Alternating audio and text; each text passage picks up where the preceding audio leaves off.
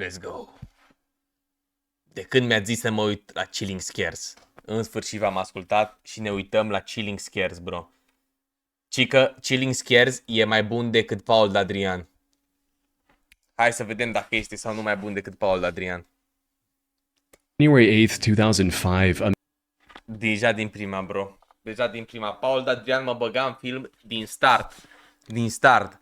Că dădea așa, gen... Dădea așa, întârziat, bun găsit, prieteni. Știi ce zic? Nici măcar nu știai când dă. Ok, o să facem și o votare după ce ne uităm la video ăsta. Cine e mai bun? Paul D'Adrian sau Chilling Scares? Punem asta aici. man named Martin Stați așa un pic, să dau un pic mai încet. Mai mici, să le fac mai mici astea. Stați un pic. Unde dracu văd? Așa. Așa. Bun. discovered a mysterious package in his mailbox. Confused, he brought it inside and opened it up. Inside the package was a single item, a videotape with no label or note to explain its contents. Curious to see what was on it, he put it in his camcorder and pressed play. And the footage he Băi, asta are voce un pic mai zesty. Are voce un pic mai zesty, un pic așa. Văd așa cum își articulează cuvintele la final, știi ce zic? Paul vorbește așa. Vorbește așa foarte... O scenă macabră. Cum mai zice? Ce mai zice? Un chip grotesc. found on Nu are it autotranslate. was shocking to say the least. It contained a nearly hour-long video of a man describing the violent things he was about to do. How he was going to lure his victims and the makeshift devices he was going to use. E Michael Scofield. I'm not trained in torture methods, which is what I'm gonna have to make do. I got my drill here. The reason why it's got this padding on it is just to try to silence it a bit because I'm in an apartment. I got gags, socks, I got lots of duct tape. I got a soldering iron, sheets. It's rather crude implements. Bă, dar think pe can cine work vrea mă să wonders, tortureze? especially if it's used in the right way. However, while the content itself was extremely grim, what disturbed Martin more was the fact that he personally knew the person on screen. This wasn't the manifesto of a serial killer planning to take innocent lives. Instead, it was the final message of Martin's close friend, Ricky Rodriguez, a man who was tormented by a cult from the moment he was born. He eventually managed to escape the cult and was now planning to take revenge on the people who did unspeakable things to him for all those years. He recorded this hour-long video and mailed it to his few friends and family so they would find it and have all the answers about what he was about to do and why. I am making this video, well, for many reasons, I guess. I suppose the main reason is that I want there to be some record of the way I feel, my ideas, just who I was, really.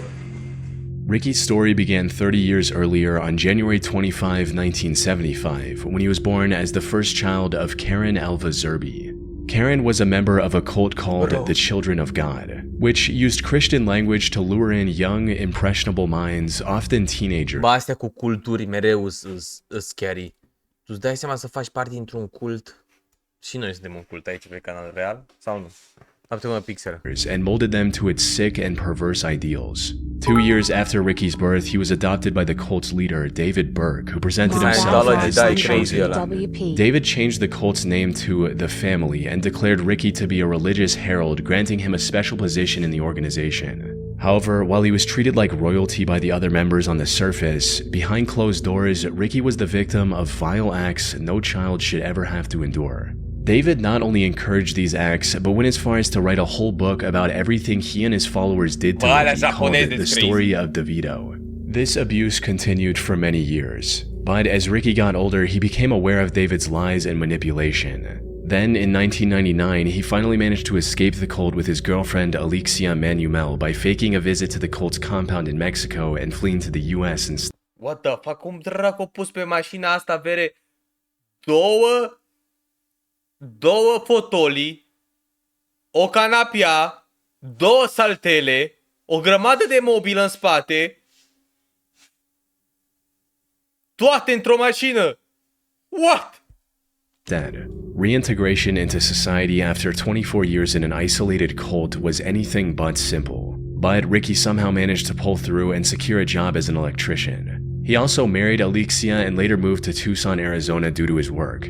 Unfortunately, no matter how hard he tried to move forward, the nightmare he escaped continued to haunt him. David had passed away in 1994, and the cult was now under the supervision of Karen Zerbe, Ricky's mother. And while the cult had managed to escape legal repercussions by mainly operating overseas, Ricky knew that there were still countless children suffering the same fate as him. So, in January of 2005, he decided enough was enough and took matters into his own hands. Which brings us back to the video he recorded and then mailed to a handful of close friends and his wife. In it, Ricky mentioned his ultimate goal, which was to bring down the cult all on his own. Beyond that, a part of this was also about getting revenge for everything that was done to him. There's this need that I have. This need, it's not a want, it's a need, and I wish it wasn't, but it is. It's a need for revenge. It's a need for justice. Because I can't go on like this.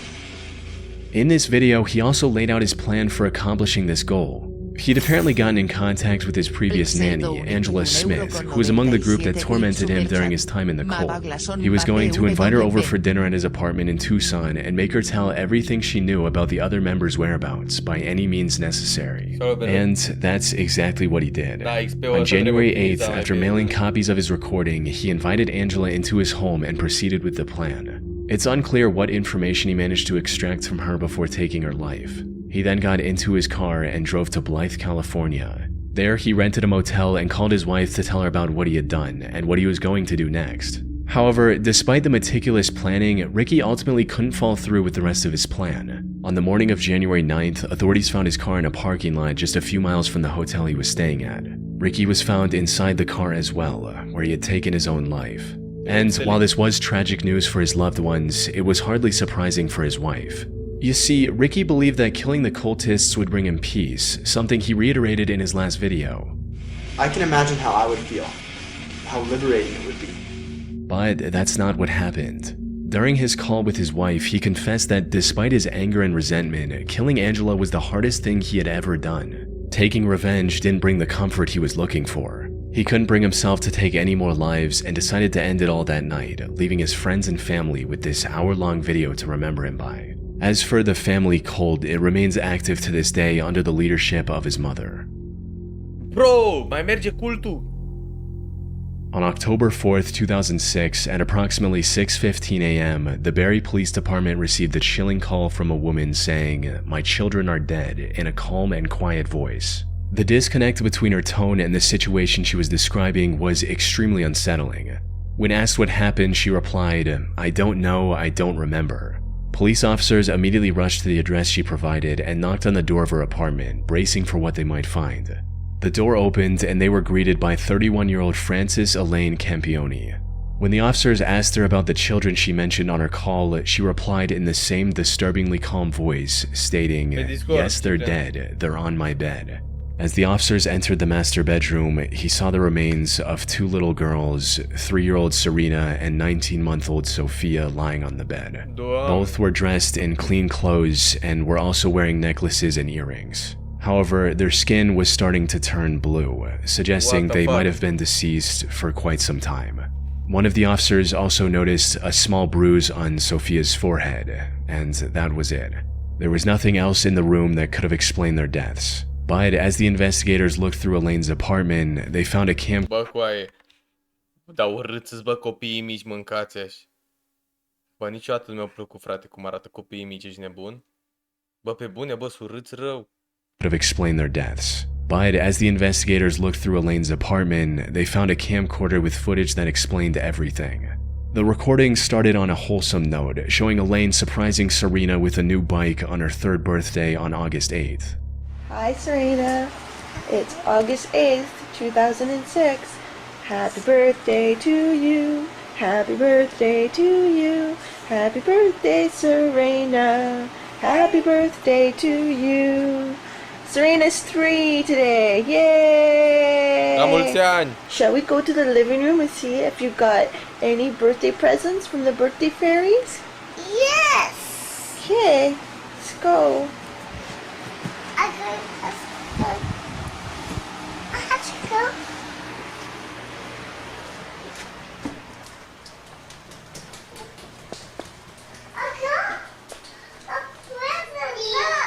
What is it? Na, ce motoscârță, bere!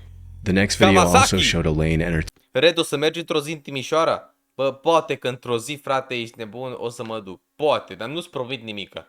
Posibil, că o să trec și eu în viața asta odată în Timișoara. Posibil. Posibil. two daughters just Dar nu hanging promit around nimic. and having fun. I love you. This much. Oh, I love you more than that. So far, everything looked quite normal. However, the third recording, dated October 2nd, was when things started to get weird. The tone of the recordings instantly changed as Elaine suddenly went on and on about their horrible living conditions and the torment her ex-husband Leo and his family had put her through, said all in front of her children. You can't see through the camera, boo-hoo.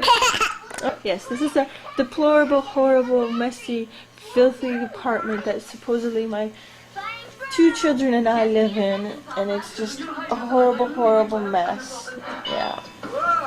I think Diego Campione is totally in the wrong, and I hope he burns in hell for all his sins.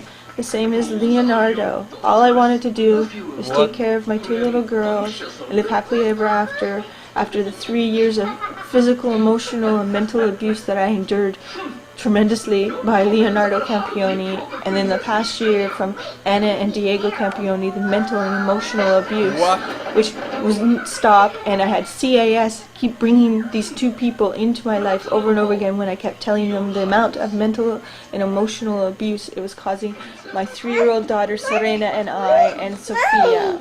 It was horrible and uncalled for, and I want justice to my family for what they have all done to us. I cried out for help. They should have. Leo was apparently extremely abusive, both physically and mentally.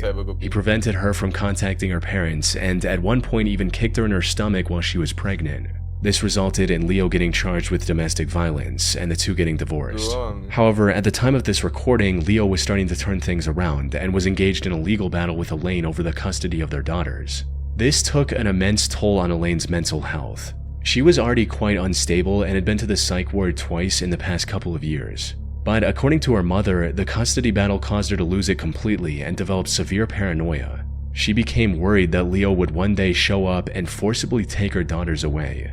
Then, on October 2nd, after ending this recording at 8:39 p.m., Elaine did the unthinkable by taking the lives of her own daughters. Then recording a haunting confession that investigators discovered on the same camera. Ce treabă cu copiii, bro? Recording this because Leo there. Are you happy? Everything's gone. You wouldn't give peace. You wouldn't tell the truth. I begged. What the fuck? You even had Stacy not believing me, telling her I had to sign papers when I didn't. I went to victim witness to get the truth. Trying, begging everyone the truth. How you beat me. Sebastian! Te pup, Sebastian! Ai ceva sfaturi pentru tinerii ce vor să se mute singuri într-un oraș mare? Da, mută-te. Mută-te că o să schimbe viața. Asta e sfatul meu. Just do it, bro. O să te ajute să te dezvolți. You didn't care about our babies. You didn't care about me. You care about yourself. You wanted to win. You won. Are you happy? How does it make you feel? Red eye savus future PT tineri save us the same mute singly and John How does it make you feel? Because it doesn't make me feel great. I've lost everything my whole life. At this point, the camera cut to a later point where Elaine attempted to take her own. I tried to overdose. Ce treabă cu copiii? Remodeling time at their Reale and Braintree stores. They are changing the displays. Now is the time to make a great deal on an Ontario-made hydro-cooled hot tub. In stock models, floor model, or custom orders, everything has a sale price. Cool Spa Sauna Showroom, making waves. in Aurelia, Bracebridge, and soon to be in Huntsville. You can also check them out on the web at poolspasaunashowroom.com. I'm here to throw some light on conservative. Elaine was arrested on the spot and was later charged with murder, with the found footage in her home serving as crucial evidence against her. She was ultimately sentenced to life in prison with the possibility of parole after 25 years. Ce? Years ago, the Bureau of Land Management published a public service announcement dubbed Stay Out and Stay Alive, educating viewers about the countless dangers of exploring abandoned mines, including the very real risk of cave-ins, volatile explosives, wild animals, and entire sections without oxygen. However, the most chilling part of the video was the story and the accompanying found footage of an accident that had occurred years earlier. On July 4th, 1998, a group of young men found an abandoned mine in Nevada and decided to explore it for fun. Though, surprisingly, the boys seemed acutely aware of the mistake. A dorit să-ți faci o echipă serioasă de ghost hunting? N-are nevoie de echipă serioasă. Cu cât mai mulți, cu atât mai rău. They were ghost hunting. Trebuie să fiți cât mai puțin la ghost hunting. Right from the start. As you see Briz pointing out, stay out, stay alive. It's a good point, but we're not too smart, so we're gonna go anyway. This is an unsafe mine. Danger. Yet the allure of exploring a place untouched for decades was too tempting for them to ignore. However, the deeper they went into the mine, the more dangerous it became, with the boys walking over sketchy wooden bridges to continue their journey. They even found signs of the mine caving in, but chose to ignore those signs just to venture deeper. If you look at all this, there's lots of racks and stuff that have fallen from the ceiling, which indicates that... Bro, imaginează să fii în mina asta și să ți se termine lanterna, bro. Probably a good idea to be walking this way. And, well, they've already fallen, so they're not gonna fall again. Well, there's more to fall. Bro, să se termine lanterna. An important thing to keep in mind is that these weren't professionals with prior experience of safely exploring. Eu, Ganso și Andreas, da, păi asta e cea mai bună, sincer, formulă. Abandoned mines. This was just a group of boys looking to do something cool and film the adventure.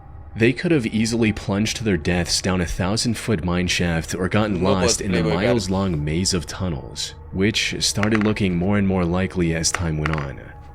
Yeah, we gotta remember where we're... Okay, we got out here. Un român te merge singur prin mine părăsite din România? Nu. What do they mean? Getting... Okay, they're all... Da, nu știu, eu mă duc, frate, în orice loc și investighez fantome, stau în cele mai, unde au murit 10 miliarde de mii de oameni cu aia, stau acolo, ești nebun, cele mai horror chestii de s-au întâmplat, mă duc și stau acolo, frate, 24 de ore fără să-mi fie frică, n-am nicio treabă. În cave, hell fucking no, bro. Niciodată. Well, there you go this way. That one's got an X. But it's also got that. What does the diamond mean? Where's that go? Goes down. Along there. Ooh, that's not a little. Well, it'd be kind of hard if you slipped and fell. You could catch yourself before you actually fell down that. Not if panic set in and you scream like a little girl. Toxic gases and radioactive elements could have also caused serious health issues down the line, if not immediately. Fortunately, they somehow managed to avoid all of these dangers and make their way fairly deep into the mine. But then they came across something that could have ended all of their lives in one fell swoop. Got them pipes. Oh, wow. We have to climb that? Yeah, don't everybody get up. I got You're gonna be the lucky one to fall. This is going to America's Funniest when somebody falls. That's a good idea. Alrighty. Oh, that's the table. Don't touch that. The ropes. While crossing a sketchy section of the mine, one of the boys noticed a rope dangling down from one of the wooden beams and immediately became curious about whatever was down there. It's down to the main shaft. Wow, so we're climbing down this rope. Yeah. How far down? How are we getting out of it? Climbing up it. I see. Bro! They had little rope climbing experience between them. However, they didn't let that stop them from accomplishing their desires. The guy named Adam decided to be the first one to descend, resulting in this. How far down does it go? All the way down to that ladder. You were going down? We're Like a good 30 feet. Where am I going to hook this I'll camera? go first. I am. Trebuie să facem o altă investigație în baltă. You don't like to break out. You don't like Put it like he's doing it in your mouth. Yeah. It's all like this. Is it off now? It's not. How am I going to get this thing down there? Yeah, but how am I going to get back up? I don't have... Hey, good. Give you my belt. Stretch on. O căzut? O căzut? Good. Give you my belt. Bro, s-a dus. What? Uite. Uite la rope. Good. Give you my belt. Stretch on. Ba. Adam! Bun. Oh! Adam! Oh? Adam! Yes. Adam! Oh, God. Oh, God. Somebody help. Adam! The rope Adam chose to trust was completely worn and gave way shortly after putting his weight on it. This caused him to plunge 65 feet down a dark mine shaft and lose consciousness. Luckily, none of the damage he took on his way down was immediately lethal. He was still breathing. His friends were able to find an exit and contact the authorities, who eventually rescued Adam after an hours-long rescue mission. Ultimately, them escaping the mine without any casualties was nothing short of a miracle. The mine shaft could have easily been over 100 feet deep, or Adam could have just as easily hit his head on the surrounding wall. Both of these scenarios would have resulted in his death. What's even worse is that the whole group could have gotten stranded in the shaft if the rope broke when the last person was going down. With no way to contact the outside world, the group would have likely died of starvation. Fortunately, they were able to walk away from this terrifying experience with just a few broken bones along with cuts and scratches. Oh, easy. I'll take that. On the 25th of February 2022, the Perea Fuel Company hired maintenance workers to reopen one of the underwater pipes connecting their oil unloading dock and refinery. The operation team included 5 men: Christopher, Kazim, Yusuf, Rishi, and Știți alea de pe TikTok, frate, ești nebun de îi sunetul ăla. Știți alea? Coai, sunt dimineți în care stau și mă uit la alea, frate, ești nebun, toată dimineața. Toată dimineața. Stau și mă uit. Cum se numește ea? North Sea. North Sea. Dangerous. Ulrich, da, stai cu Ulrich. Da, uite. Te rog să fie sun. Auzi.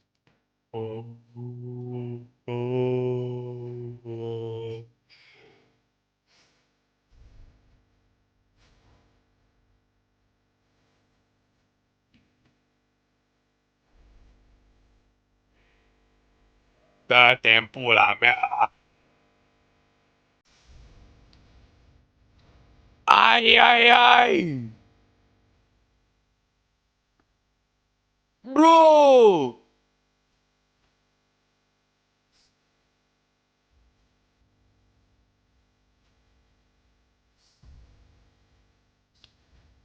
Nah, hell nah. Nu mă duc pe apă, pe vapoare, niciodată o să mă duc în viața asta, niciodată în viața asta nu o să mă duc în croazieră, niciodată.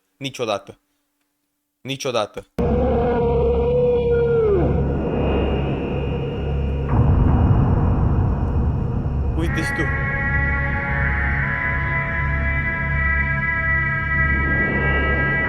Bă!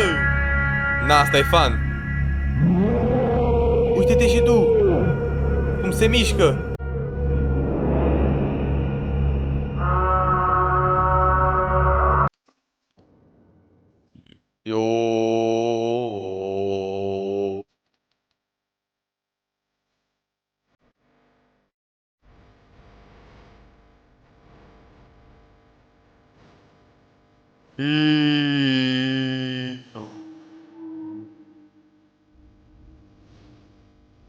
What?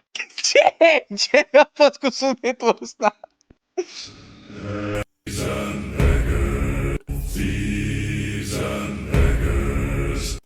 Okay, buddy.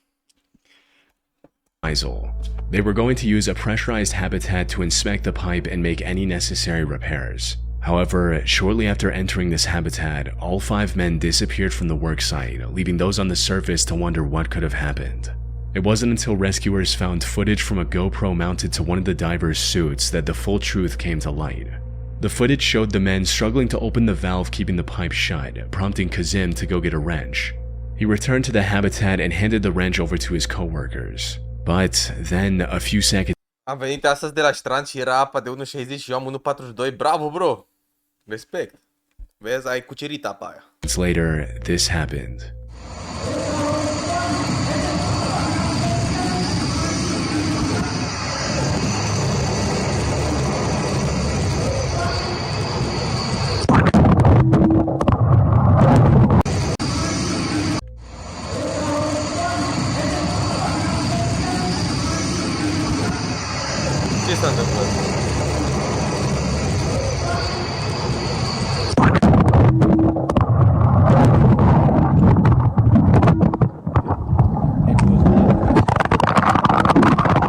Ce s-a întâmplat? The moment the valve was opened, its low pressure created a powerful vacuum. Water rushed into the habitat, while the pressurized air violently forced everyone into the pipe. All 5 of the men were forced into the 30-inch wide pipe, faster than they could blink. What the fuck?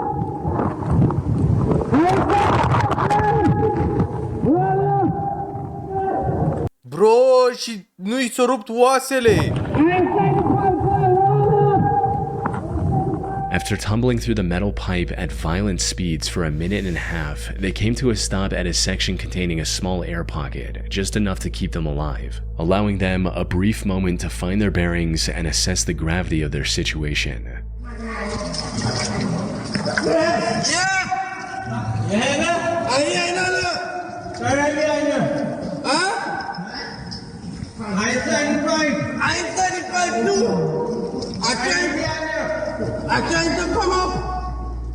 All of them were barely breathing, and one of them had also injured his leg. And while the air pocket was keeping them alive for the moment, it wasn't going to last very long. So, with no other option, the 2 men at the front, Christopher and Faisal, started moving forward in hopes of reaching the pipe's end and getting help for the other 3. But after making their way through several flooded sections, Faisal lost hope and refused to go any further. This left Christopher to continue alone and ultimately reach the end of the pipe, where he was eventually pulled out by rescuers. Unfortunately, the same did not happen for his 4 co-workers. Days passed and the rescue efforts were slim to none, eventually leaving the other 4 to die in that cramped metal tube. The company's CEO later defended this decision, stating that a rescue mission would have only endangered more lives. The incident sparked widespread outrage and even forced the regional government to launch an inquiry into how such a disaster was allowed to happen in the first place. But, as is the case with countless similar incidents, nothing much came of it, despite the numerous hearings. The other 4 divers were left for dead. That said, the Trinidad government did announce a compensation of $1 million for each of their families, as well as Christopher in April 2025. Numai 1 milion, hell fucking no. On April 28, 2000, 22-year-old Russian diver... I-au lăsat acolo să moară, ești prost, n-au făcut nimica. Și puteau, aveau o zi la dispoziție, puteau să facă, sigur puteau să facă ceva. 100%. Instructor Yuri Lipsky decided to reach the depths of the Blue Hole in Dahab, Egypt. This was a risky plan from the get-go, since the Blue Hole is widely regarded as the deadliest diving site in the world, with as many as 200 fatalities in recent years. What? To make matters worse, before his dive, Yuri asked a local technical diver to accompany him on his journey. All of them rejected him, since the preparations for this risky of a dive took as long as a week. Yet Yuri wanted to go in just 2 days, no matter what. Even after every instructor refused to support his plan, instead of backing out, Yuri made the worst mistake of his life and chose to go through with it alone. He started the dive around noon and quickly disappeared into the Pierdeau bani dacă se tăiau țeava aia sau ceva company bullshit speak? Da, pe bune. Depths of the ocean. However, many hours passed and there was no sign of Yuri anywhere. His concerned mother enlisted the help of a local technical diver named Tariq Omar, who immediately set out to rescue her son. Unfortunately, by the time he found Yuri, it was already too late. Tariq discovered Yuri's local diver named Tariq anywhere. His concerned mother enlisted the help of a local technical diver named Tariq Omar, who immediately set out to rescue her son. Unfortunately, by the time he found Yuri, it was already too late. Tariq discovered Yuri's lifeless body floating near the floor of the Blue Hole. The next day, he returned with the necessary equipment to bring Yuri's body back to the surface and got to work. But as he was about to take Yuri back, he noticed that Yuri's diving camera was lying nearby. So he grabbed that as well and began ascending. This camera had captured the final moments of Yuri in haunting detail.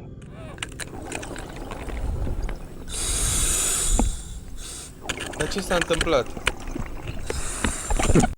Dacă era coaie, ești nebun? Cred că nu. Nu! Leviatan.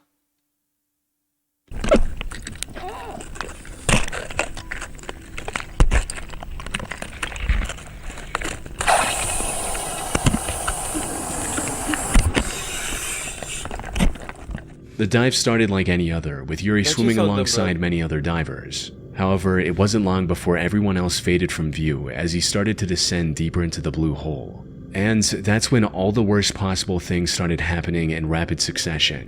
It started with him failing to keep his gas Megalodon. levels under check, resulting in him getting nitrogen poisoning and becoming extremely disoriented. By the time he realized his situation, he was already sinking like a rock. He started panicking and began inflating his buoyancy control device quickly to avoid sinking any further. Tragically, this backfired. The buoyancy control device bursted due to the rapidly increasing pressure, leaving Yuri no way of safely returning to the surface.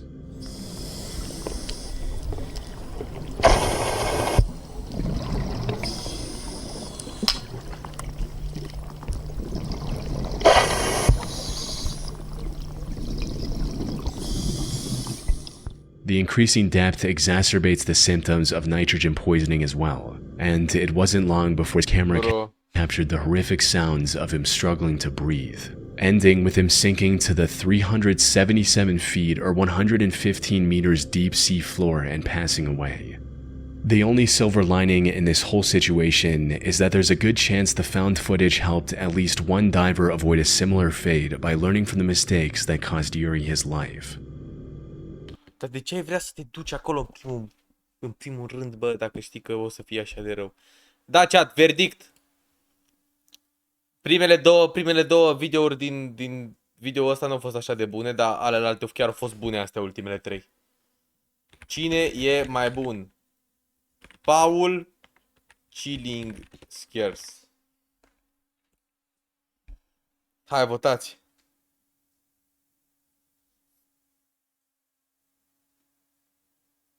Și astea sunt cazuri reale, gândiți-vă, la Paul e fake. 95%.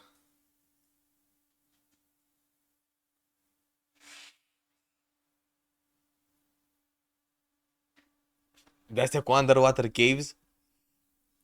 Da, Paul are Die Hard fans. Paul are Die Hard fans. Bă, primele două m-au pierdut. În primele două chiar au fost destul de boring, n-am să te mint, ăla cu copiii și ăsta cu balul ăsta din cult.